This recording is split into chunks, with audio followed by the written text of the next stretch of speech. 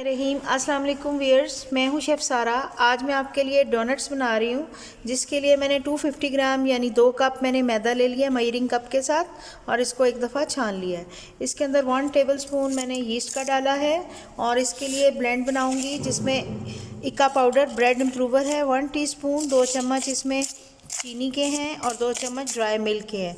आप दूसरा मिल्क भी इसमें शामिल कर सकते हैं। और इसके अलावा इसमें एक अंडा जाएगा और 2 से 3 टेबलस्पून इसमें ऑयल के जाएंगे और 1 कप के करीब इसमें पानी जाएगा। अच्छे से मिक्स करेंगे यीस्ट को और इस बैटर के साथ इसको गूंद लेंगे और इसका दाना जो यीस्ट का है वो ख़त्म करेंगे और फिर इसको रेस्ट देंगे। इसको डेस्कटॉप पे अच्छे तरीके से डाल के आपने गूंदना है ताकि यीस्ट का दाना जो है वो ख़त्म हो जाए और डो हमारी सेट हो जाए। फिर इसको रेस्ट के लिए हम रखेंगे। अभी इसको मैं 5 से 10 मिनट के लिए गूंदूंगी और उसके बाद फिर इसको सेट होने के लिए रख देंगे।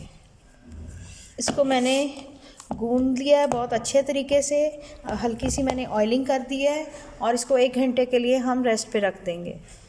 इस तरह से कटर के साथ इसमें होल करते जाएंगे और डोनट्स को गोल्डन फ्राई करेंगे। बहुत तेज़ आंच पे फ्राई नहीं करना, इनको हल्की आंच पे फ्राई करेंगे। अगर तेज़ पे करेंगे तो अंदर से ये कच्चे रह जाएंगे।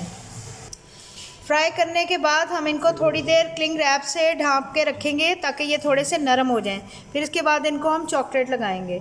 चॉकलेट की आप टॉपिंग लगा सकते हैं या किसी और चीज़ की भी आप लगा सकते हैं, तो हम चॉकलेट की लगाएंगे। मैं आपसे मिलती हूँ 10 से 15 मिनट के बाद। इसके लिए मैंने गनाश रेडी किया है, जिसके लिए मैंने 1 कप इसमें चॉकलेट लिया है, कुकिंग चॉकलेट। इसके अलावा इसमें कंडेंस मिल्क डाला है 3 से 4 चम्मच, 1 टेबलस्पून कोको पाउडर का डाला है और थोड़ा सा इसमें दूध डाला है लिक्विड, और उसके अलावा इसमें व्हिप क्रीम डाली है आधे कप के करीब। तो इनको मैंने पका लिया हुआ है।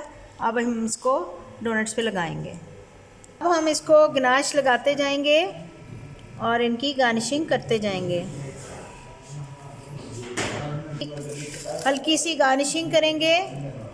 उम्मीद है कि आपको डोनट्स की ये रेसिपी अपने लिए और अपने बच्चों के लिए बहुत पसंद आएगी। बच्चों के लंच बॉक्सेस में आप इसको लाजमी ट्राई करेंगे। मिलते हैं अगली रेसिपी के साथ। अल्लाह हाफ़िज़।